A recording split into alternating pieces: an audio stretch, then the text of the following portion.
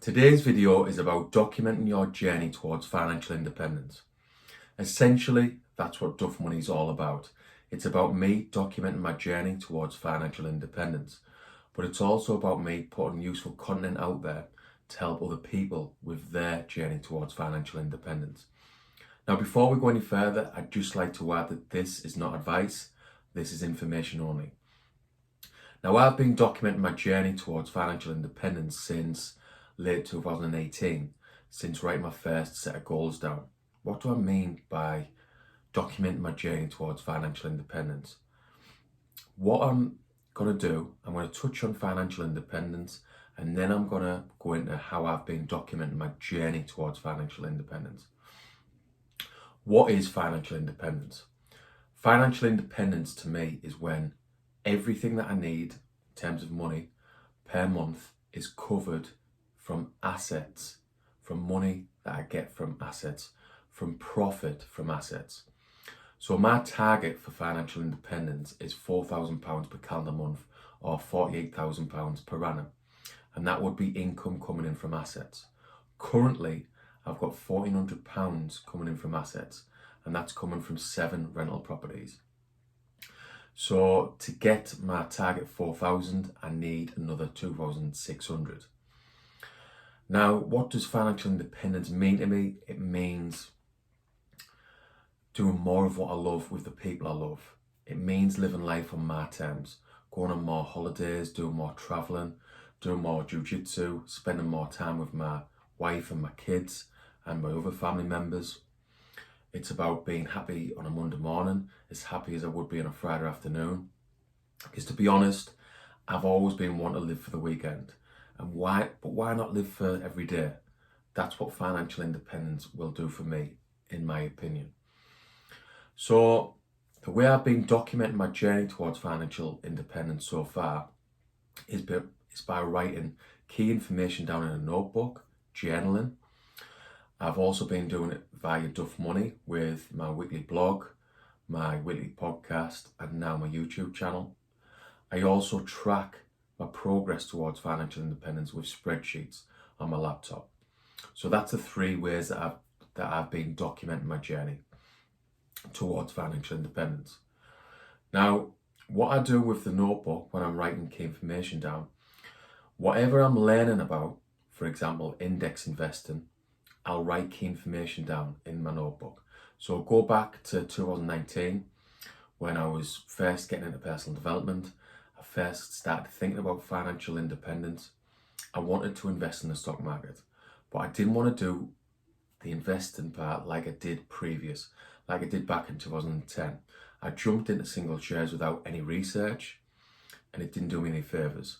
So fast forward to 2019, and I decided to do my research. And what I was doing, all the information I was learning, the key information I was writing down in my notebook to improve my understanding. And this gave me the confidence to invest in the stock market. And I've been investing in the stock market with index funds since 2019. So over the last 3 years. And I'll write other information down. So I've done property training back end of 2020 and the start of 2021 with PIN, which is Property Investor Network. I've done loads of training with them, creative finance, joint venture training, HMO training, mastermind accelerator, and all the key information went in my notebook to again improve my understanding and help me towards financial independence. So here's my little notebook. So just initially I was writing stuff that I'd learned from Tony Robbins. Like I've said in previous videos, Tony Robbins videos got me into personal development, some much needed personal development. Much needed because I'd had a negative decade. I had a 10-year period after the financial crisis of being negative about my 3 rental properties, being negative about investing, being negative about money, being negative in general, to be honest. So I needed that personal development. So yeah, the first things that I was writing down was stuff that I was learning from Tony Robbins videos. Then I've got my first ever set of goals in here from the back end of 2018. I've got notes on the Chimp Paradox by Steve Peters, because one of my problems during this negative decade was I was poor at managing my emotions. My emotional intelligence was poor. And the Chimp Paradox, as it helped to improve my emotional intelligence, helped me to improve my understanding of the brain, and especially the amygdala, which is the emotional part of the brain. So yeah, I put key information about this book in that's really helped me. I've got some information about investing, and this is the info that I was talking about, that I was researching at the start of 2019, that eventually led me to investing in the stock market via index funds. I've got other books that I've written key info on. I've got my 2020 goals in there. I've got my 2021 goals in there. I've got my 2022 goals in there. I've got info on tax. I've got, like I said, info from property training. I've got info from crypto. Last year I was learning a lot about crypto, and that all went in here. Improves my understanding and it helps me push towards my financial independence. So yeah, that's my little notebook. That's how I journal my way towards financial independence. Now, the second way that I document my way towards financial independence is with Duff Money. And I do that with a weekly blog, a weekly podcast, this YouTube channel. And that'll be whatever I'm doing at the time. So like last year, I was doing a lot on crypto investing. So my weekly blog, my weekly podcast would be about crypto investing. I'll go over some of the mistakes, some of the lessons learned. So people who are reading my blog, who are listening to the podcast, can avoid my mistakes, because I am the self-confessed expert on how not to invest. And that's because of very questionable investing decisions that I made during that negative decade between 2008 and 2018. So yeah, that's the second way I document my journey towards financial independence. And the third way is with spreadsheets on my computer. So like the spreadsheets will have info on my budget for the year, like all my personal finances. So I've got a good understanding, a good overview of my personal finances. I'll have info on tax, info on property, info on what money's coming in from my properties. So what I'm doing with these spreadsheets is I'm really tracking my progress towards financial independence. So if there's anything I need to cut from my budget, by looking at them spreadsheets in there, it helps me to make the necessary cuts to make sure that I've got enough money left over to invest with. Because that's what I'm trying to do each month. I'm trying to invest my way towards financial independence.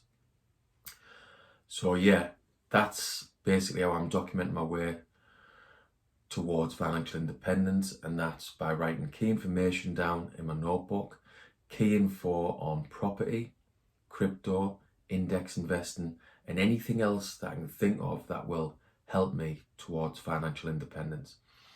I also document my journey towards financial independence with Duff Money, like I said, and with spreadsheets to help me track my progress. And like I touched on earlier in the video, to get to my target of £4,000 per calendar month, I've got another 2,600 to go. So I've currently got £1,400 coming in off 7 rental properties. Now that's £200 per property equals £1,400. So if I still get that £200 profit per property, if I keep doing single lets, that will be 20 properties to get my target of £4,000 per calendar month, or £48,000 per annum. But I might do it in different ways. I might do it with my 7 single lets and HMOs or service accommodation, and that will all be documented via Duff Money to help myself, to help my understanding, to help me track my progress, and to help anyone else interested in financial independence. And the next video is going to be all about enjoying the process. Now, this is something that I've struggled with in the past, because I am a little bit obsessed with financial independence. I'm pushing hard towards my goals, but it's meant that I haven't been present. I've missed what's going on. There's been times when I've missed what's going on around me. And luckily, my better half, my wife, has pulled me on it, because At the end of the day, it's okay to push hard towards your goals, but for me, you need to be present in the moment. You need to enjoy the process, and that's what this next video will be covering. Anyway, that'll do for today's video. If you're getting value from the content, give me a like and subscribe to the channel. Help me get the channel out there.